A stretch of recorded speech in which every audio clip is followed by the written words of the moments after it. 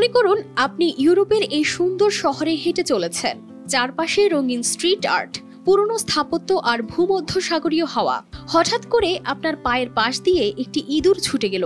আপনি একটু চমকে উঠলেন, কিন্তু আশপাশের কাউকে দেখলে মনে হবে যেন কিছুই হয়নি, কারণ এই শহরের বাসিন্দাদের কাছে এমন ঘটনা খুবই স্বাভাবিক। এই শহরটির নাম মার্সেই। ফ্রান্সের দ্বিতীয় বৃহত্তম এই শহর প্রায় 9 লাখ মানুষের সঙ্গে বাস করে 15 লাখ ইঁদুর। তবে মার্সেইবাসীরা এখন আর ইঁদুরকে ভয় কিংবা ক্ষতিকর হিসেবে না দেখে নিজেদের সংস্কৃতির অংশ হিসেবে মানিয়ে নিতে বাধ্য হয়েছেন। তাদের কাছে ইঁদুর কেবল রাস্তার প্রাণী নয়, বরং এই ইঁদুরগুলো জায়গা করে নিয়েছে মার্সেইয়ের দেওয়ালচিত্রে, টি শার্টে, এমনকি ভাস্কর্যেও।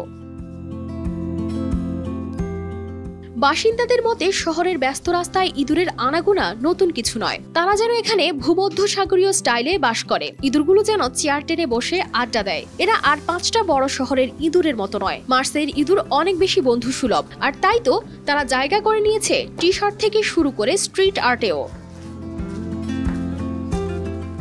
শিল্পী রেমি লিভেলু তার দোকানে একটি ধূসর ইঁদুরের ছবি আঁকছিলেন, যার লম্বা গোলাপি লেজ আর মাথার উপরে লেখা মার্সেই। তিনি বললেন, এই ইঁদুরগুলো এখন শহরের অংশ, আর তারা চান পর্যটকরাও এদের নিয়ে মজা করুক। কিন্তু এখানেই শেষ নয়। মার্সেইয়ের বিখ্যাত দোকান ব্রিক সিটিতে এখন রাকোস্তা নামে বিশেষ পোশাক বিক্রি হয়। নামটা যেন বিখ্যাত কুমির ব্র্যান্ডের একটি মজার সংস্করণ। টুপি, টি শার্ট আর হুডি সবখানেই ইঁদুরের লোগো। একজন ক্রেতা বলেন, ইঁদুর নিয়ে মজা করাটা অন্যরকম আনন্দ দেয়, আর বড় বড় ব্র্যান্ডগুলোর দায়িত্ব তো একটু মজা দেখানো। যদিও ফ্রান্সের জাতীয় একাডেমি অফ মেডিসিন ইঁদুরকে জনস্বাস্থ্যের জন্য হুমকি হিসেবে উল্লেখ করেছে, তবে মার্সেইবাসীরা কখনোই এসব ইঁদুরের জন্য লজ্জিত নয়, বরং গর্বিত।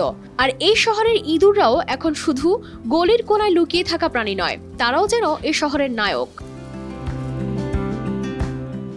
কানিজ ফাতেমা শিমু, RTV।